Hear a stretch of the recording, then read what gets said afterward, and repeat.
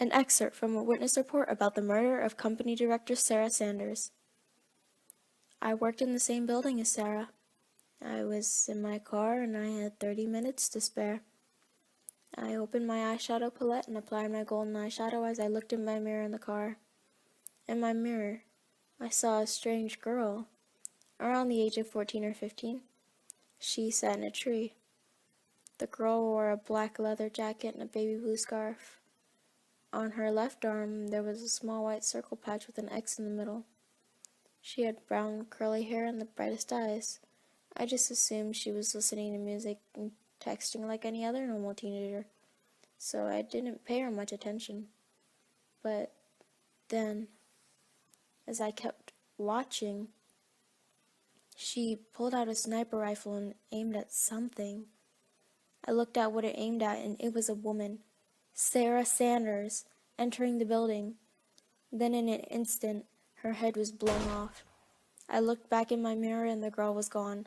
She appeared next to my car door with a handgun pointed at me. I just stared at her, and then the police arrived. She shot one of them in the head, and another, and another.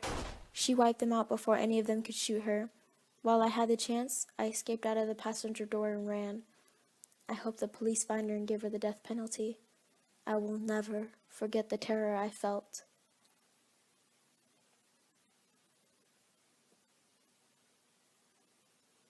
My name is Valerie. I was at the library with two good friends of mine, Caitlin and Julie.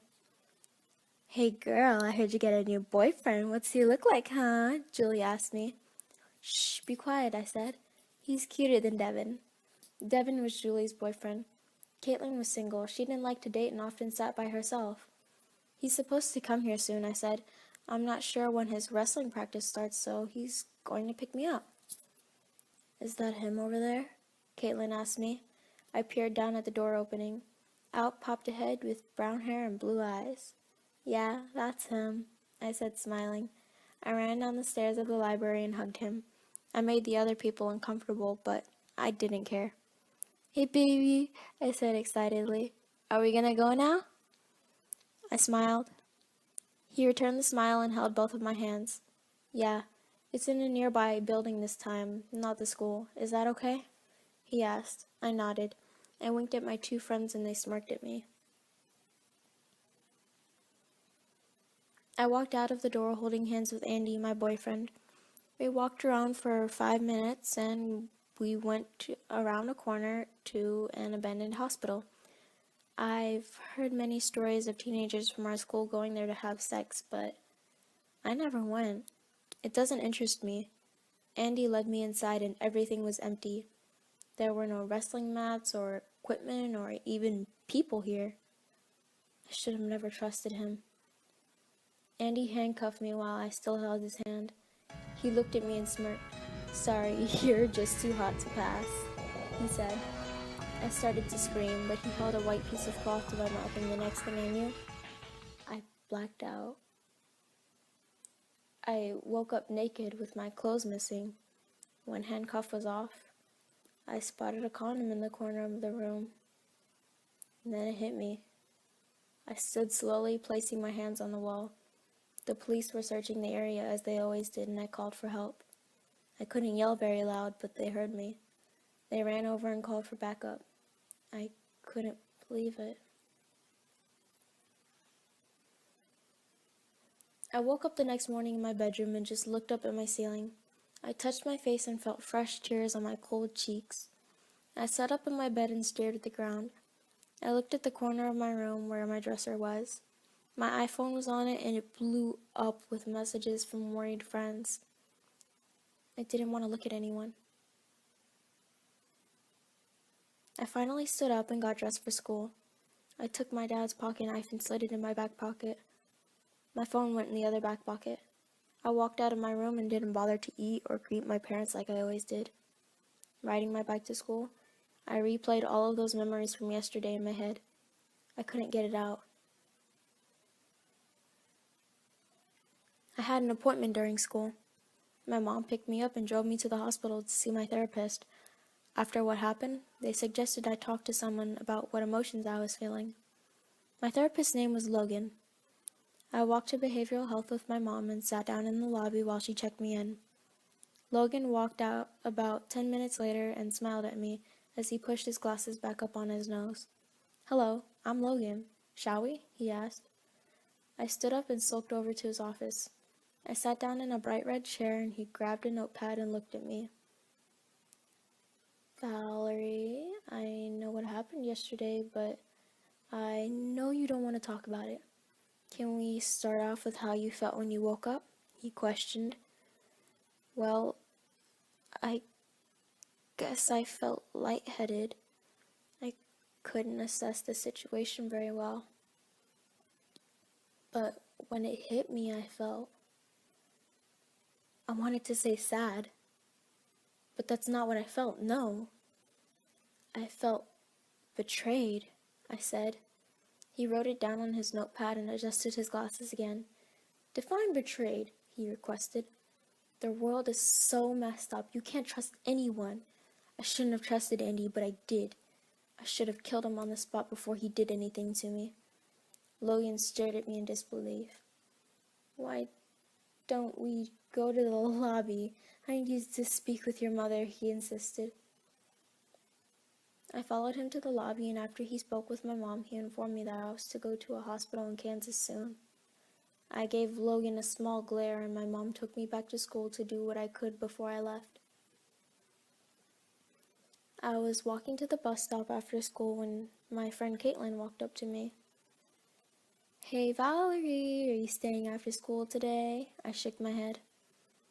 "But I can stay after and just text my mom that I missed the bus."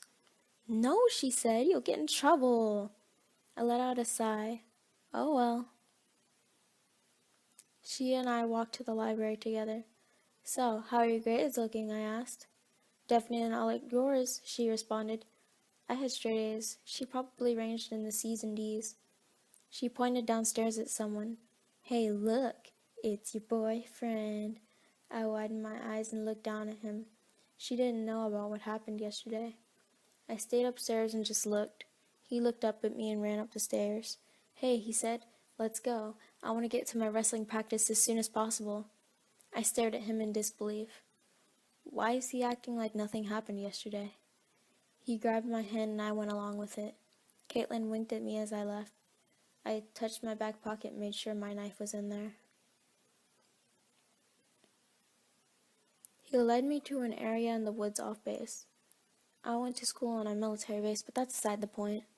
He gave me that same smirk he gave me yesterday. I slid my hand into my back pocket and whipped out my pocket knife. I slit his throat and he fell to the side. He gagged and tried to speak, but the injury was too bad. I got on top of him and cracked a smile. I then began to giggle a little and turned into a huge laugh. I don't know why I was laughing. I guess it was just funny to see him suffer like I did. I stabbed him once, twice, everywhere. "Stop," he whispered. "Stop, but I'm just having fun," I yelled, "just like you did yesterday."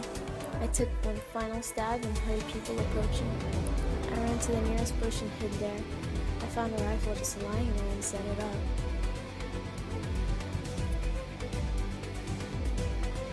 I aimed and lied uncomfortably on my stomach. My blue headphones were hanging around my neck and I stuck them on. I bit my baby blue scarf in because I don't know, I guess I was just scared of myself now. But I liked it. I saw the group approach closer and closer. I reloaded as quietly as possible and BANG! Headshot number one. They screamed and tried to scatter, but I got the other two boys in the head. One got away.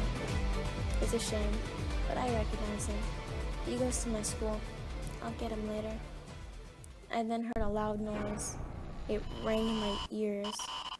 It was like the sound a TV makes when it's on a channel that isn't working. The sound was so loud and painful, I just passed out. I woke up in my bedroom again, just confused. I stared at my ceiling. It was as if nothing happened yesterday. Maybe it was all a dream. I stood and stared in my room. I saw a rifle in the corner and my door wide open. I looked out of my window in terror and saw a tall man with no face. I ran. I've heard about him before. You aren't supposed to look at his face, but I did. Why didn't I die? What's happening? All sorts of questions rushed through my head. I reached my living room and found my parents tied up with cloth around their mouths. They were screaming and looking at me with my horror, more horror than I could ever imagine. I wanted to untie their hands and feet, but something told me not to.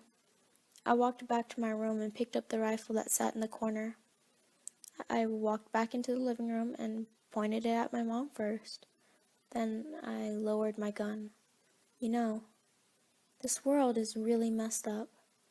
Rape is cool to some people. Racism is an issue that people want addressed.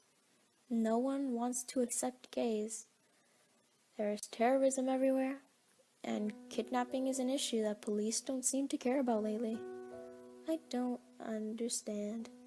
Why is everyone just trying to play God? I said as I pointed it back at my mom and shot. Now you're next. I pointed it at my dad and shot. I walked out of the house and held the rifle over my shoulder. I looked up at the tall man who stayed outside and smirked at him. Take me to hell.